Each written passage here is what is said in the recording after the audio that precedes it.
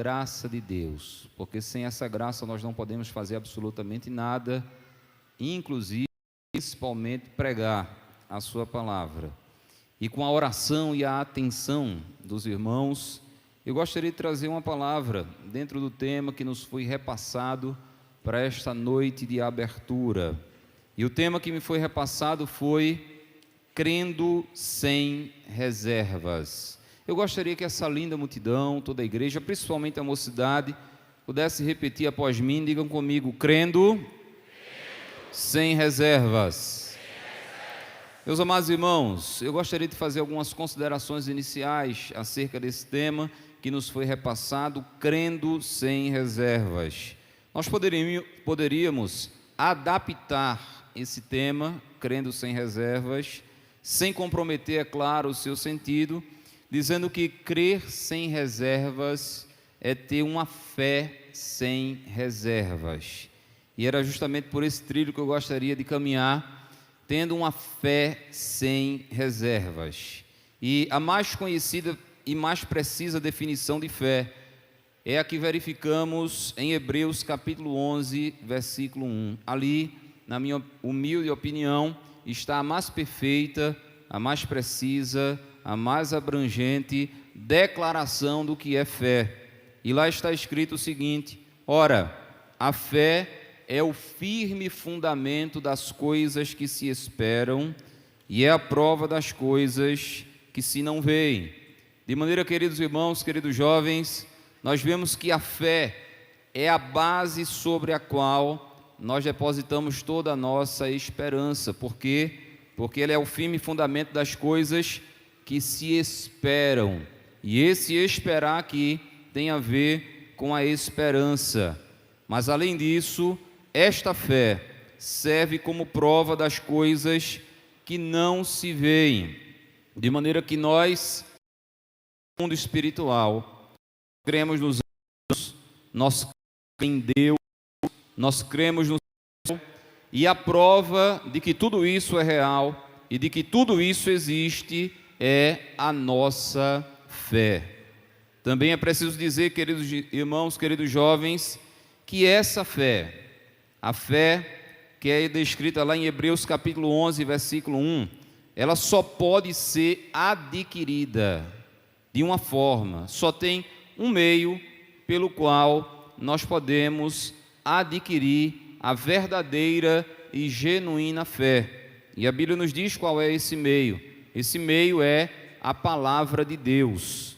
Está escrito em Romanos capítulo 10, versículo 17, de sorte que a fé é pelo ouvir, e o ouvir pela palavra de Deus. Assim, a verdadeira fé é o fruto do conhecimento, da meditação, do entendimento da palavra de Deus. De maneira que essa fé que nós adquirimos quando nos convertemos, ela só pode ser desenvolvida, ela só pode crescer se for com base nas Escrituras Sagradas. E um jovem, um adolescente, só pode ter esta verdadeira e genuína fé se ele tiver um bom relacionamento com a sua Bíblia, se ele tiver um bom relacionamento com as Escrituras Sagradas, porque é por meio das Escrituras Sagradas que vem a fé. Os irmãos estão acompanhando, digam amém. Quando a nossa fé é produto da ação do Espírito Santo, por meio da sua palavra, então nós podemos agradar a Deus. Veja, eu estou fazendo algumas considerações iniciais, estou fazendo esse ritmo um pouco cadenciado, porque a garganta tem sofrido bastante nesses últimos dias, mas a unção não está no meu tom de voz, está no Espírito Santo e na sua palavra. Você pode dar uma glória bem bonita para Jesus por isso, irmãos? De maneira que nós dissemos até aqui que o que é fé, à luz de Hebreus capítulo 11, que essa fé só pode ser adquirida por meio das Escrituras Sagradas, da palavra de Deus. E eu quero dizer agora que quando a nossa fé é produto da ação do Espírito Santo por meio da sua palavra, então assim e somente assim nós podemos agradar a Deus. Está escrito em Hebreus capítulo 11, versículo 6, o seguinte: sem fé é impossível agradar a Deus. Quem deseja se aproximar de Deus, isso aqui é importante, isso aqui é interessante, e eu quero pontuar algo a respeito disso. Quem deseja se aproximar de Deus deve crer que Ele existe e que recompensa aqueles que o buscam.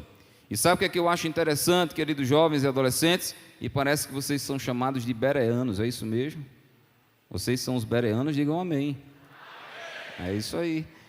É interessante, à luz desse Hebreus capítulo 11, versículo 6 que nós acabamos de ler, que diz que sem fé é impossível agradar a Deus e que quem deseja se aproximar de Deus deve crer que Ele existe.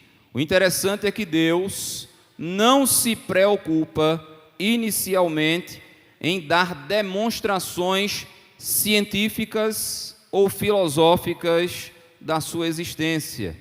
Ele simplesmente exige fé daqueles que se aproximam dele. De maneira que quando cremos em Deus, Ele se revela de tal maneira, de uma maneira incontestável, de uma maneira inconfundível, e já não precisaremos de nenhum tipo de prova para admitirmos a sua existência. É claro que estudar as provas que mostram que é razoável crer na existência de Deus é importante, mas é mais importante a título de apologética cristã. Mas para nós que somos salvos, para nós que somos crentes, para nós que temos fé, nós não precisamos de absolutamente nenhum tipo de demonstração científica, de nenhum tipo de demonstração filosófica para crermos que Deus existe. Nós só precisamos da nossa fé. E eu creio que Deus existe. Quem aqui crê e aceita por fé essa realidade sublime que o nosso Deus, o Deus da Bíblia, o Deus das Escrituras, o Deus que está presente aqui em Caruaru nesta noite de abertura, é real, é verdadeiro e existe? Se você tem esta fé, se você crer nele, levante a sua mão e dê um brado de glória para ele. Diga a quem está do seu lado, ele é real. Diga para quem está do seu lado, ele existe. Qual é a prova? Fé. A minha fé é a prova de que ele existe. Porque é necessário que quem se aproxima dele creia que ele existe e é galardoador daqueles que o buscam. E a fé é a prova das coisas que não se veem. Nós não vemos Deus, mas temos a prova de que Deus é real e essa prova é a nossa fé. Acompanhou até aqui, diga amém. Agora, a fé que agrada ao Senhor é aquela fé que cresce e é aquela fé que se desenvolve ao ponto de se tornar uma fé sem reservas. Crendo sem reservas, uma fé sem reservas, e a fé que agrada a Deus é aquela que cresce, é aquela que se desenvolve. Jesus ensinou isso aos discípulos, que a fé que agrada a Ele é a fé crescente, é a fé que se desenvolve, é a fé que vai progredindo. E Ele ensinou isso aos seus discípulos na parábola do grão de mostarda. Ele não falou que uma fé do tamanho de um grão de mostarda é o suficiente. Ele não falou nessa parábola que uma fé do tamanho de um grão de mostarda é a fé que agrada a Ele. Não, não, não. Para começar, sim, a fé começa pequena como um grão de mostarda, mas ela não pode ficar estagnada, ela precisa desenvolver. Está escrito em Marcos capítulo 4, versículos 31 e 32 o seguinte: veja, são palavras de Jesus ensinando aos seus discípulos através da parábola da ilustração do grão de mostarda. Ele disse o seguinte: é como um grão de mostarda. A nossa fé é como um grão de mostarda, que quando se semeia na terra, é a menor de todas as sementes que há na terra, mas, tendo sido semeado, cresce e faz-se a maior de todas as hortaliças, e cria ramos, de tal maneira que as aves do céu podem aninhar-se debaixo da sua sombra. De maneira, querida igreja, queridos jovens, queridos irmãos, ter fé como um grão de mostarda é ter uma fé que cresce, é ter uma fé que se desenvolve. E eu digo sem medo de errar e com todas as letras, que depois desta abertura desse congresso, desse encontro, todos nós que estamos com o coração aberto, sairemos daqui mais crentes, sairemos daqui com a fé acrescida, sairemos daqui com a fé desenvolvida. Quem aqui quer ter mais fé? Quem quer aqui que o Senhor acrescente mais fé? Adore a Ele, glorifique a Ele, porque enquanto a palavra de Deus está sendo ministrada, o Senhor está gerando mais fé no teu coração. De forma que essa é a fé que agrada a Deus, a fé que vai crescendo, se desenvolvendo ao ponto de se tornar uma fé sem reservas, como um grão de mostarda e não do tamanho de um grão de mostarda. É justamente quando a nossa fé cresce e que ela vai atingindo o patamar de ser uma fé sem reservas. Mas, enquanto eu estava meditando nisso, queridos irmãos, querida igreja, me veio assim à mente um raciocínio que eu gostaria de desenvolver com vocês. Porque, vejam, crendo sem reservas é ter uma fé sem reservas. E a palavra fé no Novo Testamento é uma palavra, olha a palavrinha que eu vou dizer, polissêmica. Ou seja, é uma palavra que tem muitos significados, que tem muitos sentidos. E dentre esses muitos sentidos e significados da palavra fé, eu gostaria de destacar apenas dois aqui com vocês nesta noite. E o primeiro sentido, o primeiro aspecto, o primeiro significado da palavra fé que eu gostaria de destacar com vocês é a fé como um agente do sobrenatural. Dá para repetir comigo, gente? Vamos lá, digo comigo assim, a fé, foi fraco, a fé como um agente do sobrenatural. Queridos irmãos, quando cremos sem reservas, quando cremos de todo o coração, nós passamos a viver experiências sobrenaturais. É só quando temos uma fé sem reservas que nós começamos a acessar o terreno do sobrenatural. Sem essa fé que cresce, que se desenvolve, que se aprofunda, que se expande, é impossível o crente em Jesus viver experiências sobrenaturais. Mas eu estou dizendo, inicialmente, que a fé é um agente do sobrenatural. E eu quero dizer com isso que, por exemplo, os milagres operados por Jesus, todos eles, preste atenção nisso, os milagres operados por Jesus foram antecedidos pela fé daqueles que necessitavam do milagre. Ou seja, Jesus só operou o milagre porque aquele que precisava de um milagre tinha fé para receber o milagre, para receber uma ação sobrenatural. E se você tiver fé nesta noite, eu tenho uma boa notícia para dizer a você: o meu Jesus e o teu Jesus não mudou. Ele está aqui nesta noite e Ele está dizendo: se você crer de todo o coração, você vai experimentar milagres. Quem crê que Jesus continua operando milagres? A galeria também crê que Jesus continua operando milagres? Levante a mão e dê uma glória bem bonita para o Jesus dos milagres. Veja, eu disse que praticamente todos os milagres que Jesus operou foram antecedidos pela fé daqueles que necessitavam de um milagre. E é claro que eu não vou citar todos os exemplos, é impossível, dada a exiguidade do tempo. Mas a Bíblia fala, por exemplo, de 2 cegos que receberam a cura porque professaram a sua fé em Jesus e a sua fé no seu poder, ou seja, no poder de Jesus. Está escrito em Mateus capítulo 9, versículos 27 ao 30 o seguinte, e eu estou lendo na maioria das vezes na NVT, que é a nova versão transformadora. Ele diz assim: depois que Jesus saiu dali, 2 cegos foram atrás dele. Eles estavam precisando de um milagre. E deixa eu só abrir um parênteses aqui, isso vale para o Grande Coral, mas vale para toda essa linda igreja aqui em Caruaru. Eu quero fazer uma pergunta, e a pergunta é: dos que aqui estão, quantos estão precisando de um milagre da parte do Senhor? Você poderia levantar a mão, os que precisam de um milagre da parte, todos vocês? Será que Jesus tem poder para operar todos esses milagres? Aleluia. Olha, irmão, Jesus é uma fonte inesgotável de milagre. Oi, irmãos, eu estou sentindo uma unção de milagres aqui neste momento.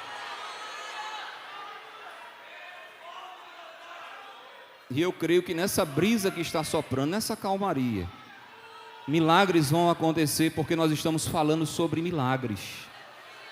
E quando nós falamos sobre milagres, o Espírito Santo ativa a nossa fé para recebermos milagre. E eu não tenho dúvida que enquanto eu estou falando, já tem muita gente dizendo assim: eu creio. Aleluia, eu creio que essa vai ser a minha noite, a noite do meu milagre. Vai ter milagre hoje aqui. Eu não estou dizendo isso para lhe alegrar ou lhe emocionar, eu estou dizendo isso porque eu sinto do Espírito Santo por meio da sua palavra de dizer: vai ter milagres hoje aqui em Caruaru. Só os que creem de verdade, levante a sua mão para glorificar e exaltar ao Senhor. Eles foram atrás de Jesus, estavam precisando, estavam carentes de um milagre. Mas sabe por que eles foram atrás de Jesus? Não apenas porque eles precisavam, mas porque eles criam que Jesus era poderoso para operar um milagre na vida deles. E o texto continua dizendo: Filho de Davi, tenha misericórdia de nós. Quando Jesus entrou em casa, os cegos se aproximaram e ele, Jesus, lhes perguntou. Olha a pergunta que Jesus vai fazer àqueles dois cegos que estavam atrás de Jesus em busca de um milagre, crendo que aconteceria um milagre. Jesus vai perguntar o seguinte: vocês creem que eu posso fazê-los ver?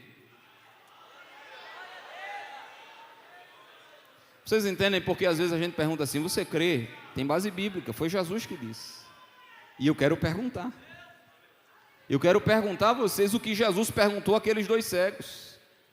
E a pergunta que eu faço a toda essa multidão que levantou a mão dizendo que está necessitada de um milagre é: você crê que Jesus pode fazer?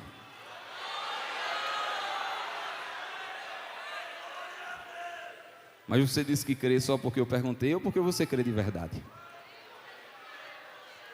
Jesus perguntou àqueles dois cegos: vocês creem que eu posso fazê-los ver? E a resposta foi: sim, Senhor. Responderam eles. Ele tocou nos olhos dos dois e disse: seja feito conforme a sua fé. O milagre vai ser do tamanho da sua fé, porque todo milagre é antecedido por fé. E se vocês creem, eu estou operando agora e o milagre vai ser conforme a sua fé. Então os olhos deles se abriram e eles puderam ver. O milagre aconteceu imediatamente, na mesma proporção da fé de cada um deles. Se você tiver uma fé pequena, a intervenção vai ser pequena. Mas se você tiver uma fé grande, pode se preparar. Vai ter uma grande intervenção da parte do Senhor Jesus na tua vida. Mas olha, eu disse que a fé é um agente do sobrenatural.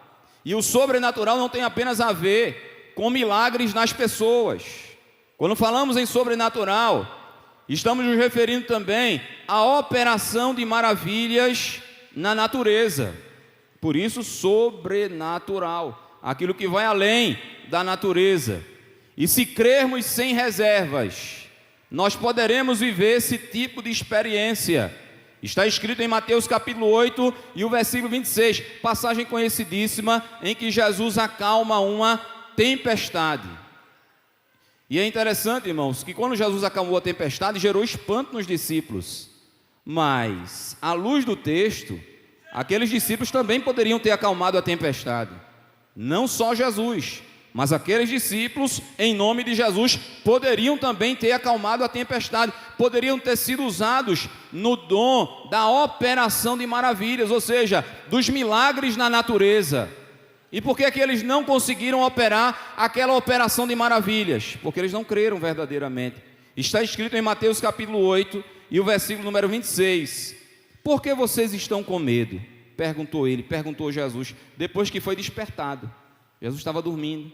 E eles despertaram Jesus de maneira brusca, de uma maneira um tanto áspera. E tem gente que quando acorda meio assim de mau humor. Glória a Deus, né?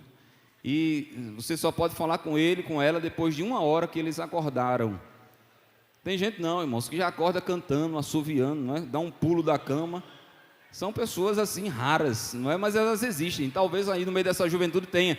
Agora imagine Jesus extremamente cansado, sendo acordado de maneira brusca, de maneira deselegante, de maneira mal educada, repreendendo Jesus. Aí Jesus se levantou. Quando Jesus se levantou, ele perguntou o seguinte, quando ele viu o desespero dos discípulos em relação à tempestade, ele perguntou o seguinte: por que vocês estão com medo?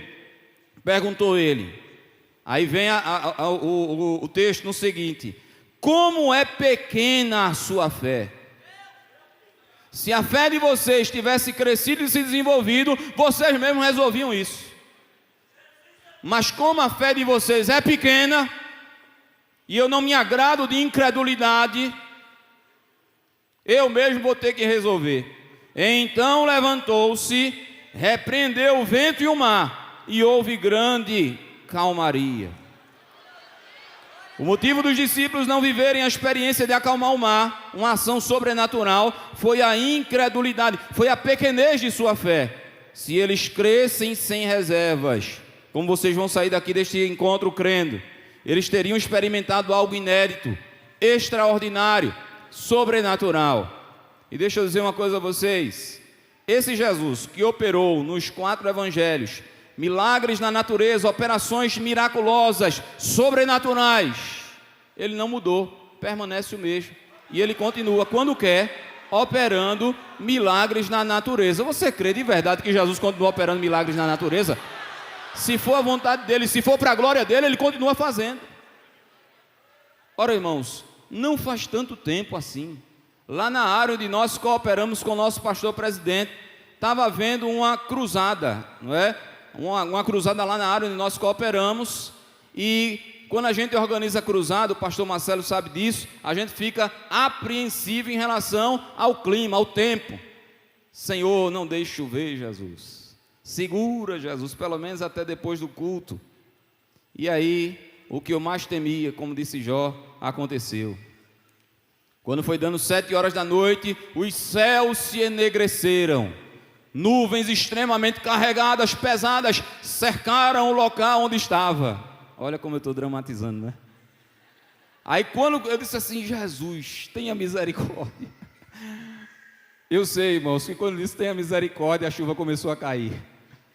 E quando a chuva começou a cair, veja, eu não vou dizer o nome do vaso não, sabe por quê? Porque infelizmente, eu fico pensando que muitos milagres não acontecem hoje, porque talvez quem seja usado para operar milagres não tem estrutura para tal, e muitas vezes a igreja também não tem estrutura para tal, porque às vezes quem está sendo usado se ensoberbece, e quem está vendo ele ser usado idolatra. Aí por isso que eu não vou dizer o nome dele, que a honra e a glória é somente para ele. Só para constar, levante a mão e dê um brado de glória para ele, vá. Irmãos, quando a chuva começou a cair, era aqueles pingos grossos assim, né? Que dá para encher um copo cada pingo. E era num campo de areia. Imagina o lamaçal que ia ficar aquilo ali. Olha, irmãos, ia ser um transtorno. Mas, irmãos, quando a chuva começou a cair, o pregador parou na hora. Olhou para o céu e disse assim: vento do norte, sopre agora essas nuvens daqui. Aí alguém diz assim: foi coincidência. Eu sou crente, irmãos. Eu não creio em coincidência não, eu creio na providência, eu creio na ação sobrenatural.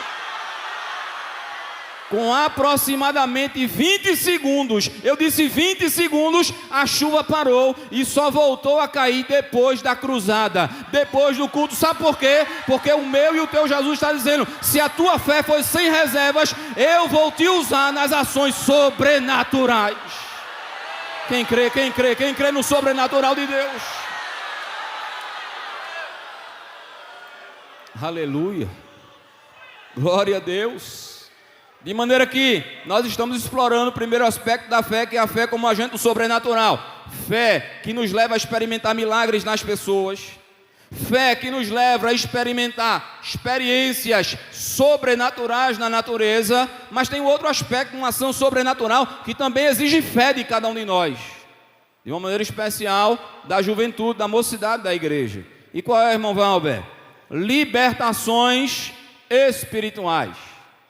Veja, se você crer sem reserva, você não apenas vai receber milagres, mas você vai ser um instrumento de Deus para operar milagres. Diga amém por isso. Se você crer sem reservas, você não vai apenas ver ações sobrenaturais, mas você vai ser um instrumento de Deus para ações sobrenaturais. Diga amém de novo. Agora, em terceiro lugar, se você crer sem reservas, você vai ser o instrumento de Deus para operar libertações espirituais. Aí a gente entra numa dimensão um pouco mais espiritual, não é? E sabe o que eu quero dizer a vocês? Que nós nunca vivenciamos uma época mais tenebrosa do que a que estamos vivendo. Nunca. Por quê? Pela lógica de Mateus 24. E qual é a lógica de Mateus 24? E por se multiplicar a iniquidade, o amor de muitos esfriará. O que é que Jesus está dizendo? À medida em que o tempo vai passando, a iniquidade vai se multiplicando. E se o tempo tem passado, é porque nós estamos vivendo na era da iniquidade multiplicada. Logo, nós estamos vivendo numa era de uma ação inédita do reino das trevas. Quem entendeu, diga amém. E ora, se nós estamos vivendo numa era de ação espiritual maligna, sem precedentes, é porque as pessoas estão sendo alvos dessas ações malignas na sociedade lá fora, e é porque, dentre outros fenômenos espirituais, vai acontecer com uma recorrência maior nesses dias, a atuação maligna nas pessoas, no sentido de possuí-las e no sentido de influenciá-las. E quem vai ser um instrumento de Deus para operar essas libertações? Olha, já teve uns corajosos que gritaram lá, eu também. Agora olhe para quem está do seu lado e diga assim, você. É você mesmo, rapaz.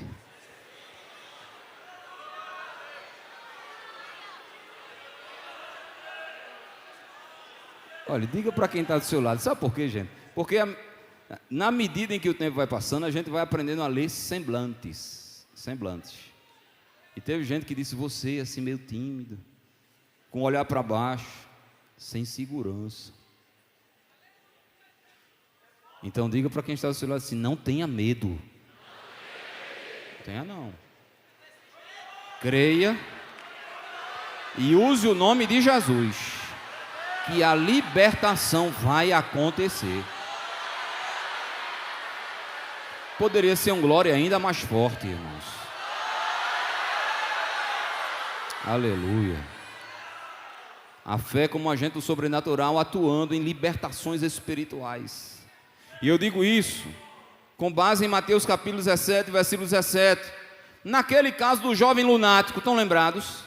Que quando o jovem lunático foi trazido aos discípulos, aí os discípulos estavam mais ou menos acostumados em determinado nível de fé, eles foram expulsar e cadê que o demônio saiu? Saiu não, irmãos. Não saiu. Aí no que não saiu, os discípulos, em vez de buscarem uma renovação da fé, um acréscimo da fé e continuar na peleja, eles desanimaram, eles retrocederam. E aí eles entregaram os pontos e disseram, olha, não dá para a gente não, isso aí não. Aí Jesus ia chegando. Quando Jesus foi chegando, o pai daquele jovem lunático disse, Senhor, meu filho está nessa situação, desde a sua meninice, e eu trouxe para os teus discípulos expulsarem, e eles não puderam expulsar. Jesus ficou bravo, irmãos, porque se tem uma coisa que aborrece a Jesus, é a tal da incredulidade. É quando nós não temos uma fé sem reservas. E a resposta de Jesus parece até um pouco dura, mas foi a resposta de Jesus. Ele disse o seguinte, em Mateus 17, 17, e Jesus respondendo disse, ó geração incrédula e perversa, meu Deus, porque não creram o suficiente, foram chamados de incrédulos e foram chamados de perversos. Aí ele disse, até quando estarei convosco e até quando os sofrerei? E até quando eu vou ter que aturar vocês, essa incredulidade de vocês? Traga o menino aqui. Traga o menino para mim, que agora eu quero ver se ele não sai. Jovens, vocês vão estender a mão e o demônio vai bater em retirada. Vocês vão ver isso acontecer. Quem crê nisso, diga amém, irmãos. Me permita, ainda temos um pouco de tempo. Eu me lembrei de uma experiência do pastor Samuel. Ele contou uma vez no culto doutrina, o pastor Samuel de Oliveira. E ele disse que logo no início, né, assim, estava pastoreando uma igreja, ajudando o pastor presidente. E quando ele chegou nessa igreja para pastorear, com pouco tempo aconteceu um episódio. Qual foi o episódio? Disse que uma mulher, ela estava possessa na cidade. E o negócio era sério. Muitos irmãos tentaram e não conseguiram. E aí quando souberam que ele estava nas cercanias, o que foi que foram fazer? Procuraram ele. E disseram: pastor, o senhor pode ir lá, a mulher está nessa condição, o caso é muito sério, e ela está correndo pelo meio da cidade, entrando no meio dos matos.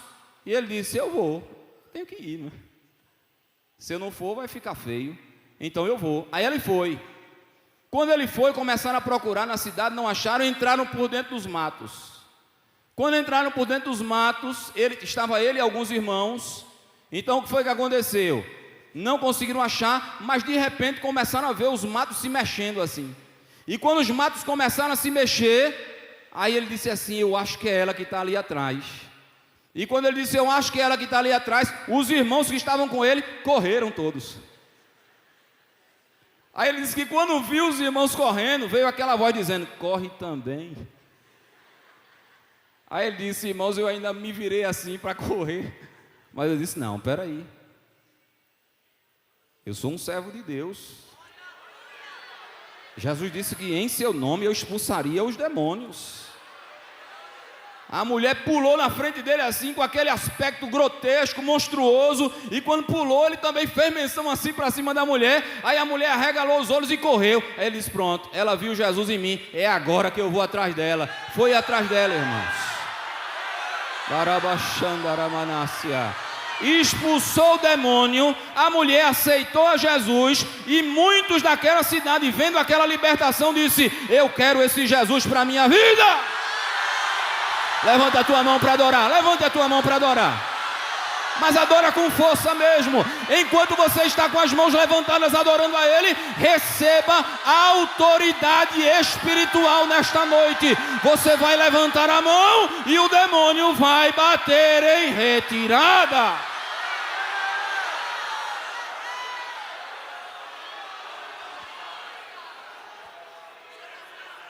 Tenha medo não. Se você crê verdadeiramente e repreender em nome de Jesus, o sobrenatural vai acontecer. Diga amém. Amém. Agora veja, caminhando para o fim. Nós dissemos que crer sem reservas é ter uma fé sem reservas. E a palavra fé, dentre tantos significados, tem dois que gostaria de destacar. O primeiro é a fé como agente do sobrenatural. O segundo aspecto da fé que eu gostaria de destacar com vocês, repitam comigo, por favor. Fé. Enquanto fidelidade. Porque olha, jovens, um outro sentido da palavra fé no Novo Testamento é fidelidade. Está claro lá em Gálatas capítulo 5, versículo 22. Um dos aspectos do fruto do Espírito, na versão corrigida aparece fé. Em praticamente todas as demais versões aparece fidelidade. De maneira que ter uma fé sem reservas é ter uma fidelidade sem reservas. E é isso que o Espírito Santo está exigindo de mim e de você nessa abertura de encontro. Uma fidelidade sem reservas. Em Deuteronômio capítulo 10, versículo 12, está escrito o seguinte: agora, pois, ó Israel, que é que o Senhor teu Deus pede de ti? O que é que Deus está pedindo da gente hoje? Já imaginou, jovens, o Todo-Poderoso pedindo? O dono dos céus e da terra pedindo? O que é que Ele hoje, Ele que está entronizado no nosso meio aqui, não perca isso de vista não, viu? Deus está entronizado aqui no nosso meio. Não se distraia não, mantenha a sua consciência nisso. O meu Deus está entronizado aqui hoje à noite neste templo. O que é que Ele está pedindo de nós? Em Deuteronômio 10:12 está escrito: o que é que o Senhor teu Deus pede de ti, senão que temas o Senhor teu Deus, temor, que andes em todos os seus caminhos, obediência, e o ames e sirvas ao Senhor teu Deus com todo o teu coração e com toda a tua alma.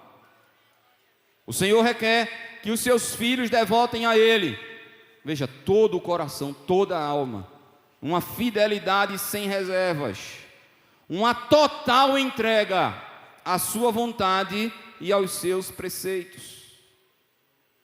E dentre tantos exemplos, porque não é possível a gente desenvolver o tema da fidelidade na Bíblia Sagrada num momento como esse, mas eu gostaria de, dentre tantos exemplos, destacar um exemplo bíblico que apresenta, olha, um antagonismo entre alguém que era fiel sem reservas e outros dois homens que, diferente desse, eram transgressores sem reservas, pecadores sem reservas. Eu estou falando de Samuel, fiel sem reservas, e Ofni e Finéias, transgressores sem reservas. Em relação a Ofni e Finéias, podemos citar duas características, há outras, que comprovam que eles eram terríveis pecadores diante do Senhor, que eles se entregavam sem reservas ao mal, ao pecado, à transgressão, ao erro, ao engano. Em primeiro lugar, a Bíblia nos diz que eles eram homens, e a ideia que o contexto da Bíblia dá é que eles eram homens, porque já eram, pelo menos um deles era casado, mas eles eram relativamente jovens. Eles eram homens perversos. Está escrito em 1 Samuel 2:12. Os filhos de Eli eram homens perversos. Em outra versão diz, eles eram filhos de Belial. E o que é ser perverso? Malvados, corruptos, traiçoeiros, cruéis. E isso vai na contramão do que se espera de um cristão, de um jovem cristão. Porque o Espírito Santo gera, dentre outras coisas, em nós a benignidade e a bondade. O Espírito Santo consegue transformar um jovem em um jovem benigno, ou seja, que quer o bem, que faz o bem, que fala o bem e que só tem intenções boas no seu coração. E quando algo mal surge no seu coração, ele imediatamente invoca o Espírito Santo para ele sufocar a malignidade e deixar só a benignidade no coração. Ele é benigno. Mas além de benigno, ele é bondoso. E o que é a bondade? É a manifestação da benignidade. É praticar a benignidade. Eles eram perversos. Mas além de perversos, o mesmo texto de 1 Samuel 2:12 diz que eles não conheciam o Senhor. Sabe o que isso significa? Que eles não tinham consideração pelo Senhor, que eles não se importavam com Deus, que eles faziam pouco caso do Senhor, da sua palavra e dos seus princípios. Se fosse nós aqui, não é, diríamos, eles não estavam nem aí para Deus, eles não estavam nem aí para a palavra de Deus, eles não estavam nem aí para os princípios estabelecidos por Deus. Eles não conheciam o Senhor, eles não consideravam o Senhor, eles não respeitavam o Senhor. O teclado, me ajude, porque a coisa aperta e tem que suavizar, né? E sabe, jovens, olha aqui para mim, o resultado dessa perversidade de Ofni e Finéias, veja, tinha outras características, mas eu disse que eles não consideravam o Senhor e que eles eram perversos. O resultado dessa perversidade, sabe qual era? Quero destacar dois resultados. Primeiro, eles desonravam o seu pai. Em 1 Samuel 2, 24 e 25 está escrito o seguinte: Eli falando com os seus filhos, olha para aí, o pai falando com os filhos: parem com isso, meus filhos, não são bons os comentários que escuto entre o povo do Senhor. Estão comentando ao respeito de vocês, porque olha, meus filhos, Se alguém peca contra outra pessoa, Deus poderá intervir a favor do culpado. Mas se alguém peca contra o Senhor, quem poderá interceder? Contudo, os filhos de Eli não deram atenção ao seu pai. Maltratar, desprezar, desobedecer, ignorar os pais, é assinar um atestado de óbito espiritual. E é assinar uma sentença de miséria contra si mesmo. Será que eu estou falando para algum jovem ou adolescente que tem desonrado o seu pai e a sua mãe? Que tem desprezado os seus pais? Que não respeitam os seus pais? Que gritam com os seus pais? Que acham que já são donos dos seus próprios narizes? E ignoram os conselhos e as admoestações dos seus pais? Se você está fazendo isso, escute o que o Espírito Santo está dizendo a você hoje, porque esse pode ser um caminho sem volta. Por esses dias você poderá se encontrar com o juízo de Deus na sua vida. Vocês recebem essa palavra?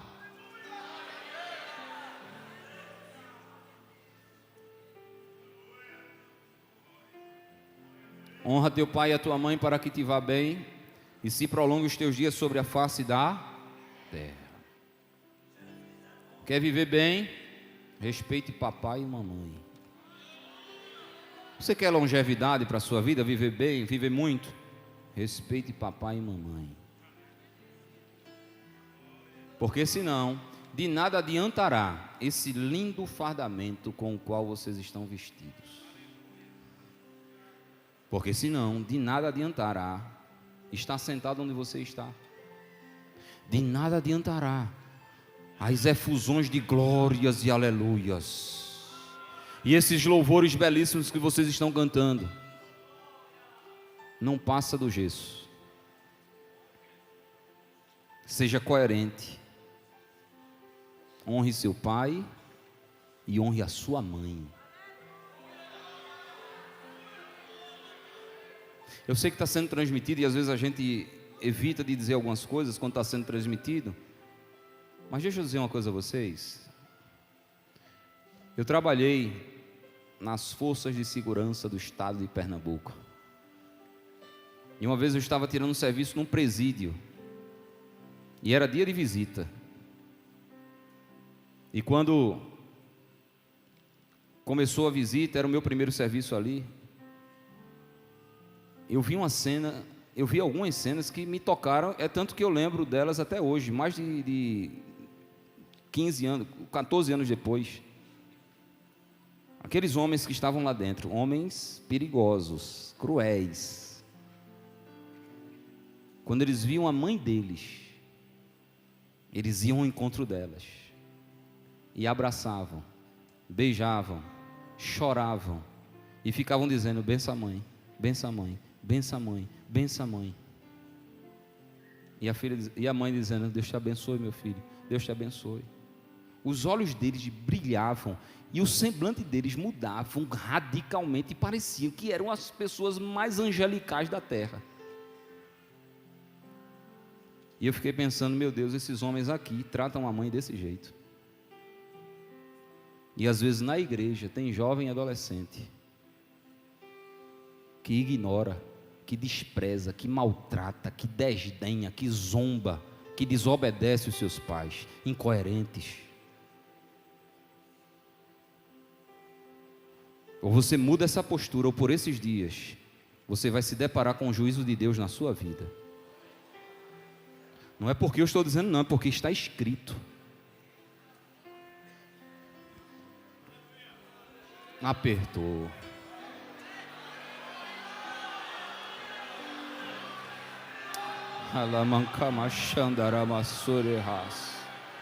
Aproveite enquanto tem.